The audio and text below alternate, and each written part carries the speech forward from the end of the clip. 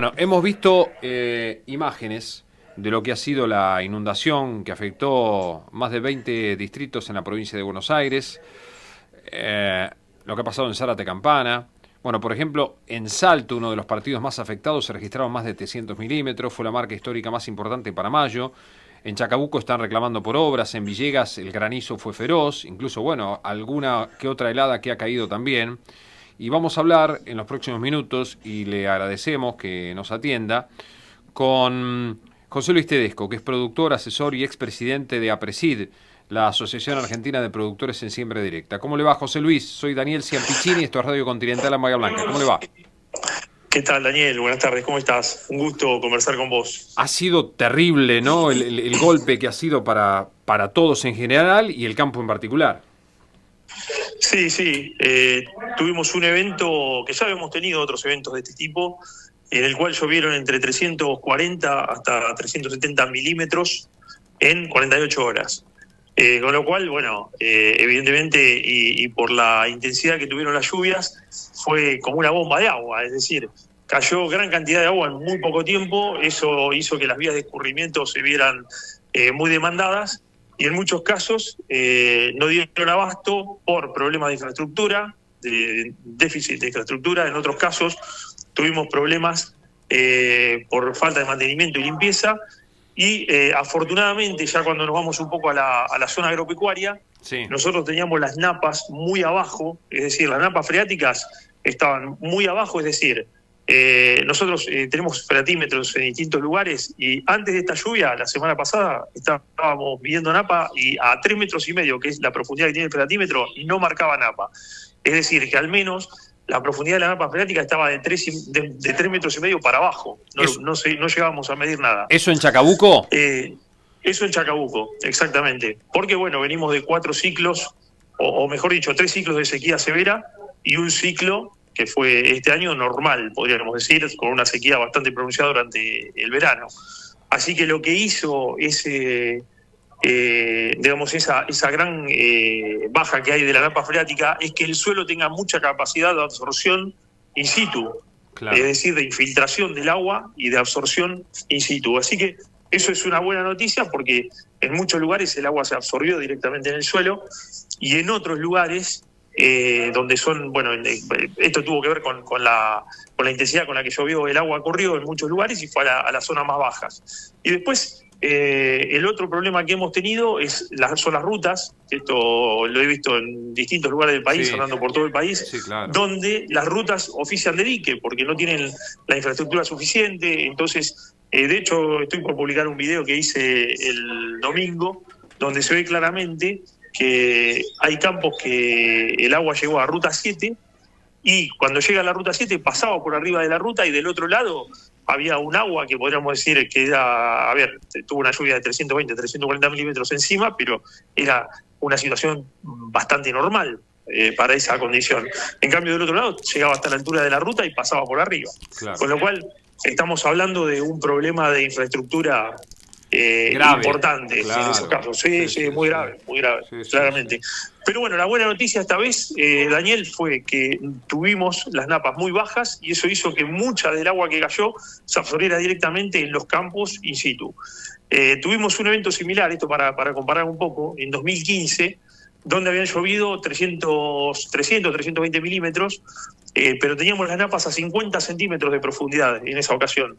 Y bueno, ahí se inundó la ciudad de una manera mucho más severa de la que ocurrió esta vez. Esta vez fue un problema de infraestructura, claro, la inundación que tuvimos en algunos barrios de Chacabuco. Claro.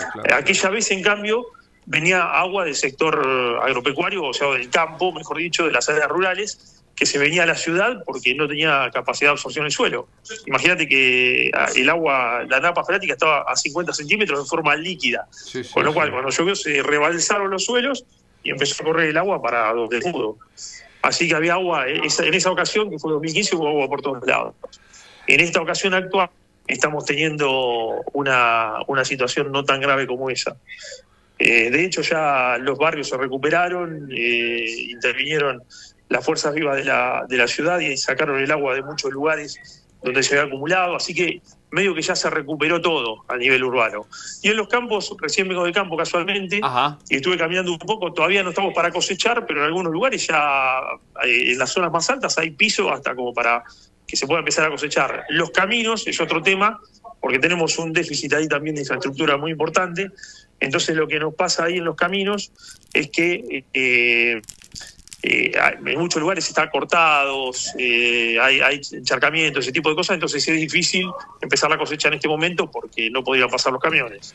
Así que está esa situación, pero bueno, es una situación que ya la arrastramos hace muchos años, lamentablemente. Y de los caminos, ¿quién se tiene que hacer cargo? ¿El municipio, la provincia? ¿Cómo es eso?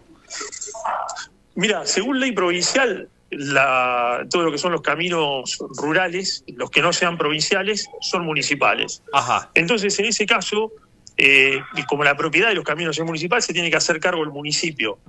Lo que sí puede pasar en algunos lugares, que de hecho se hace esto en muchos lugares de la provincia de Buenos Aires, es que los propios municipios pueden tercerizar el mantenimiento de los caminos, hacer concesiones o crear consorcios donde los mismos productores atiendan el camino, o de hecho se están ensayando en algunos lugares esto del pago de la tasa optativa, es decir, hay productores que presentan un plan de mantenimiento de los caminos, entonces presentan ese plan al municipio y el municipio lo revisa, lo aprueba, y con eso evitan el pago de la tasa municipal vial y se hacen cargo de mantener los caminos por grupos de productores o por ramales de caminos que los nucleen. Esa es una alternativa que también se viene estudiando últimamente. Claro. Así que, o sea, la propiedad, para dejarlo bien en claro y concreto, la propiedad de los caminos es del municipio, los que son municipales, y el mantenimiento es responsabilidad del municipio, pero bueno, están alternativas, o existen muchas alternativas que hacen que se puedan mantener mejor. Acá en Chacabuco tenemos... El mantenimiento está a cargo del municipio y la verdad es que es teórico, porque hace muchos años que lamentablemente no tiene un mantenimiento adecuado. Es bueno, eso es teórico. Más allá de las gestiones, es teórico, sí, es teórico. O sea, yo cuando era chico en la secundaria me enseñaron teoría y práctica, ¿eh? Claro. En este caso, Daniel, es teórico y va más allá de las gestiones, porque sí, claro, las distintas gestiones de distinto color político pasó exactamente lo mismo. Así que no es que sea patrimonio de una gestión en particular. Entendemos. Bueno, José Luis, me alegro que las cosas hayan mejorado de alguna manera, porque las imágenes que hemos visto, bueno, lamentablemente en algunos sectores no, en algunos sectores de los partidos afectados no. Incluso en algunos otros lados he visto que cayó piedra, por ejemplo, en General Villegas. Sí. Sí, bueno, el Salto fue más complicado. Salto está acá a 50 kilómetros de Chacabuco. Fue más complicado porque hubo una crecida muy importante del río Salto. Y eso, imagínate que cuando desborda el río, en muchos lugares hace un daño muy importante, porque es una situación, imagínate un desborde de un río, ¿no? Y aparte, ojo que el río Salto tiene un barranco importante, con lo cual cuando desborda estamos hablando de que es un volumen de agua importantísimo. Así que ahí fue mucho más grave. Acá, afortunadamente, como te decía, hubo algunos barrios más afectados. De hecho, yo puse muchos videos en mis redes mostrando y precisamente poniendo en evidencia lo que ocurría con la situación a nivel urbano. Y bueno, y hay un caso emblemático que yo fui, que de hecho algunos vecinos que me llamaban y me pedían si los podía ir a retirar, porque iba con la camioneta y los pasaba a buscar y los sacaba, que había agua que por ahí llegaba a la altura de la rueda o cosas así. Y había gente que con los autos no podía acceder. Entonces por ahí por redes sociales me decían, che, ¿podés ir a buscar a fulano o a mengano que quedó allá y no lo podemos sacar? ¿Viste? Entonces había gente inclusive gente grande, que tenía miedo de quedarse en las casas y que subiera el agua, ¿viste? Lógico, agarraban esos temores. Así que bueno, íbamos a buscarlos y lo que encontré en un bar, eso sí, es calle Fuerza Aérea y Liniers en Chacabuco, fue impresionante.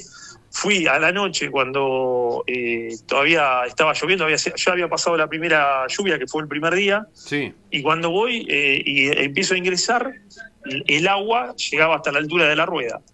No pude acceder más adentro porque tenía miedo que se metiera agua dentro del motor, y yo no la tengo preparada viste que tiene la toma de aire, la tiene que tener más arriba para meterse en el agua. Bueno, yo no la tenía preparada así, entonces salí de ahí y hice un pequeño videito, digo, mirá el agua que hay acá, que era impresionante. Claro. Al otro día que hubo una lluvia más intensa todavía, pero a la mañana habían tenido tiempo de ir los bomberos a desagotar.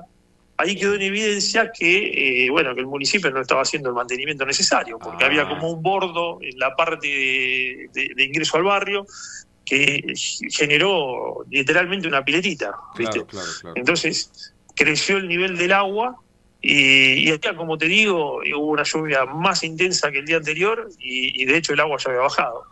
Con lo cual quedó en evidencia que era un problema totalmente de infraestructura. Y acá en Chacabuco hay que agregarle también que muchos barrios están construidos en zonas cavas, es decir, Chacabuco tiene muchas cavas porque vos conocerás que es una zona muy ladrillera, entonces se produce mucho ladrillo y se decapitaron muchas quintas. En esas quintas, muchas veces sin control y sin planificación, se han hecho barrios directamente, loteos, a veces loteos municipales, a veces loteos privados, pero se han construido barrios que, son vulnerables porque están en una situación de más baja, ¿viste? Entonces, cuando no tienen las vías de drenaje necesarias, aparecen todos estos problemas. Así que ese es un poco el reclamo que venimos haciendo al municipio, porque ahora precisamente están trabajando en un nuevo loteo municipal donde se está por cometer el mismo error. Entonces lo ponemos de relieve y para que tome relevancia, porque queremos evitar que vuelva a pasar. Exactamente.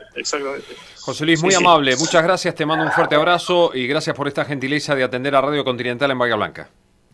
Un placer, Daniel, gracias a ustedes por el llamado y a disposición para cualquier otro momento conversar con ustedes. Vamos a renovar el contacto, muy amable, muchas gracias. Muchas gracias. Bueno, José Luis Tedesco, productor, asesor y ex presidente de APRESID, que es la Asociación Argentina de Productores en Siembra Directa, desde Chacabuco.